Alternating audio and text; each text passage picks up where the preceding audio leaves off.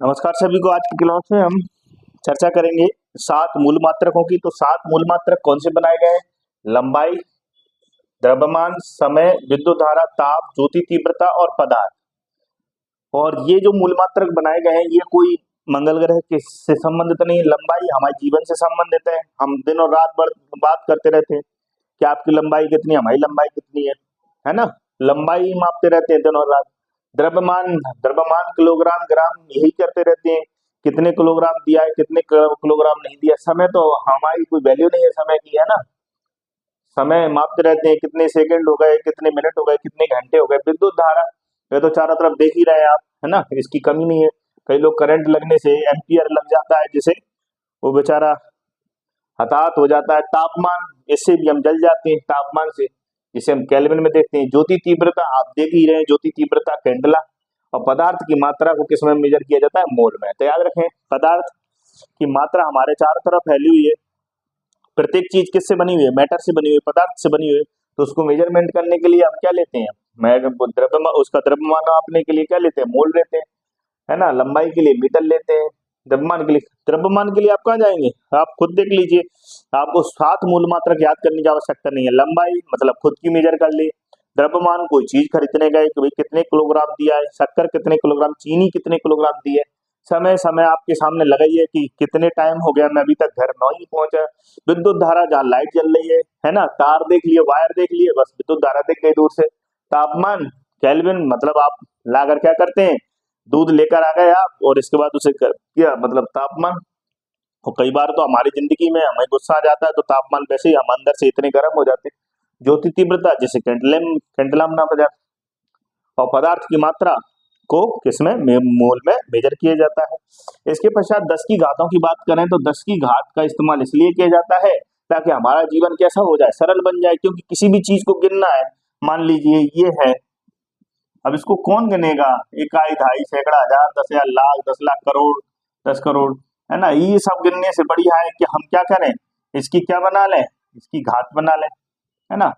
कि भाई 10 to the power कितनी हो गई? 3 3 7, है ना। तो कोशिश ये की जाए कि 10 की पावर बना ले ताकि हम क्या कर सके अपने, मान लीजिए कि आगे लिखते हैं 3 इंटू 10 टू द पावर 7, है ना। ये लिखते हैं जिससे कि हमारा जीवन पहले से क्या हो जाए? सरल हो जाए। उसे लिखने में, पढ़ने में, समझने में क्या होती है? आसानी। इसलिए हमने 10 की घात का या 10 के मल्टीप्लाई का, और 10 का मल्टीप्लाई करने में भी आसानी होती है। बोलिए, मान लीजिए 35 लिख रहा है और इसका मैं 10 का मल्टीप्लाई कर दूं 3.5 10 टू द पावर 6, और 10 टू द पावर 6 लिखा तो बताइए 6 कहाँ है? ये तो हम इसे क्या लिख सकते हैं? मेगा लिख सकते हैं कि नहीं लिख सकते? और वो बात अलग है कि इसमें हम वाट लगाते हैं, मेगा वाट लगाते हैं, किलो वाट लगाते हैं। बोलो, तो मेगा 10 टू द पावर, तो ये पढ़ने में आसानी हो गई ना। तो आपको कोई बोलेगा कि कितनी मेगावाट बिजली का उत्पादन हो रहा है, तो मान लीजिए आपके पास इतने सारे बिंदु थे, 10 टू द पावर 7 था। अब क्या किया आपने? मल्टीप्लाई 10 का कर दिया, एक जीरो कम हो गया, तो 10 टू द पावर 6 आ गया। तो आप बोले इतने मेगावाट का, आपको नहीं बोलना पड़ेगा 10 करोड़ का। तो ये इस पढ़ने में क्या होती है? आसानी होती है। इसलिए 10 की घात का क्या करते हैं आप? यूज करते हैं। बोलो, 10 की घात का इसलिए हमारे लिए यूज किया जाता है कि कितने गीगावाट का, कितने मेगावाट का, कितने टेरावाट का।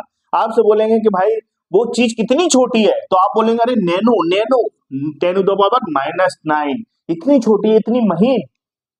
बोलिए, तो आप तुरंत समझ जाएंगे नैनो का अर्थ। कि नैनो मतलब बहुत छोटी चीज की बात कर रहे हैं। मतलब उसमें 1/10 टू द पावर -9 का क्या किया गया है? इसका मल्टीप्लाई किया गया है 10 टू द पावर -9 का मतलब ये। तो वो कितनी आई होगी? 0.0000000 ऐसे आई होगी कि नहीं आई होगी? बोले, 9 जीरो लगेंगे इसमें कम से कम। बोलो, तो ये हमारे जीवन को सरल बनाने के लिए, इसलिए रटना नहीं है, उसे जीवन में जोड़ो। कि भाई ये कहीं आप दिन और रात बात करते हैं कि नहीं करते? कि भाई कितनी गीगा, कितनी मेगा, है ना।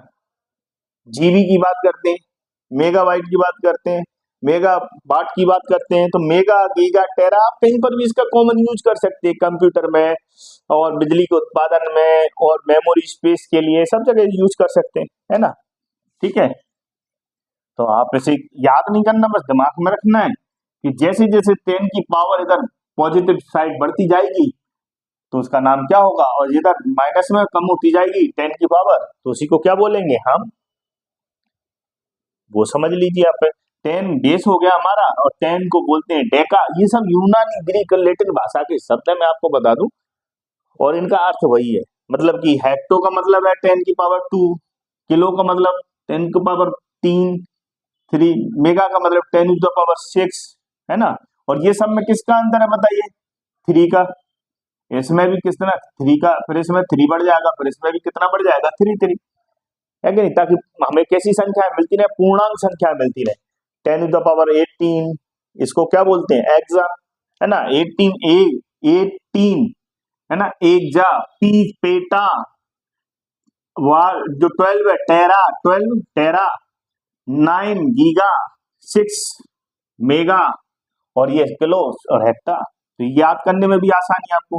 डेसी, है ना, क्या डेसी, सेंटी, मिली, ठीक है, माइक्रो, इसे डेका बोलते हैं 10 टू द पावर 1 को, और 10 टू द पावर -1 को क्या बोलते हैं, +1 और -1 का ही अंतर, ये +1 है, इसे डेका बोल दिया। -1 को हमने डेका को क्या बोल दिया, इसी में डेसी बोल दिया, है ना। इसी 10 टू द पावर 2 को इसमें हेक्टो, इसमें सेंटी बोल दिया, इसमें सेंटी हो गया, इसमें माइक्रो हो गया, इसमें क्या था 10 टू द पावर -6, ये माइक्रो था, और यही मेगा बन गया, है ना।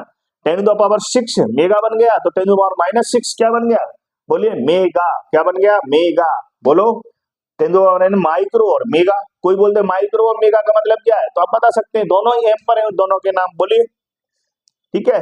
नैनो, ठीक है, नैनो, और ये बन गया क्या, यहाँ गीगा बन गया, और यहाँ 10 टू द पावर -9 क्या बन गया, गीगा, और ये 10 टू द पावर -12 यहाँ पिको है, कितना है, पिको, और यहाँ ये क्या बन जाएगा, टेरा, और यहाँ फेम्टो पेटा, बिल्कुल राइट है, फेम्टो, पीपी दोनों में, है ना। ये एटो है, ये एक्सा है, दोनों में ए, तो कुछ चीजें तो क्या है, दोनों में कॉमन है।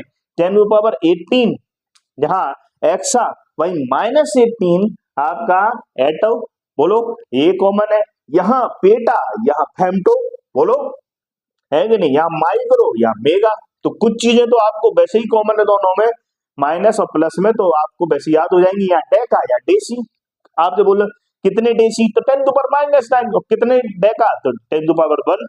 और बताइए, कोई आप में से बताएगा 10 टू पावर 0 की वैल्यू कितनी होती है, 10 की पावर 0 की वैल्यू, मुझे कमेंट्स करके आप बताइएगा, 10 की पावर जो 0 होती है उसकी क्या वैल्यू होती है। तो आपको याद करने में भी आसानी है कि 10 की पावर एक तरफ प्लस में और 10 की पावर एक तरफ माइनस में, क्योंकि कोई भी चीज बड़ी भी हो सकती है, कोई भी चीज बहुत छोटी भी हो सकती है, उसका साइज बिल्कुल महीन हो सकता है। बैक्टीरिया आप देख लो, हमें बैक्टीरिया कहीं दिखाई देता है क्या, बोलिए, तो बैक्टीरिया का साइज हम किस में निकालते हैं भाई, माइनस में निकालते हैं, और कोई चीज इतनी है कि बड़ी दिखाई देती है, बोलो, बहुत बड़ी दिखाई देती है, बहुत बड़ा स्पेस नजर आता है, बोलिए। याद हो जाएगा आपको, मैंने आपको 7 मूल मात्रक बता दिए भौतिक राशि के, जिनको हम किसी भी उपकरण से, किसी भी इंस्ट्रूमेंट से मेजर कर सकते हैं। लेंथ हो गया, द्रव्यमान हो गया, मास हो गया, आपका टाइम हो गया, विद्युत धारा हो गई, इलेक्ट्रिसिटी हो गई, आपका केल्विन हो गया, ज्योति तीव्रता हो गई, है ना, और पदार्थ की मात्रा मोल हो गई। और यहाँ पर मैंने जो 10 की घात थी वो पूछ लिया जाता है कि एक्सा, है ना, और एटो, है ना, तो एक्सा ही किस में माइनस में लिखेंगे तो एटो लिखेंगे, और फेम्टो को ही पॉजिटिव में पेटा लिखेंगे, है ना, मेगा को माइक्रो लिखेंगे, नैनो को, यहाँ जो नैनो है उसको जाके इसमें क्या लिखेंगे, नैनो को गीगा लिखेंगे, क्या लिखेंगे, गीगा, नैनो को गीगा, है ना, या टेरा लिखेंगे, 10 टू द पावर 12 को यहाँ पिको लिखेंगे, है ना। तो ये सब आप एक बार देख लेंगे अच्छे से, आपके दिमाग में बैठ जाएगा। अगली क्लास में फिर मिलेंगे। जय हिंद, जय भारत।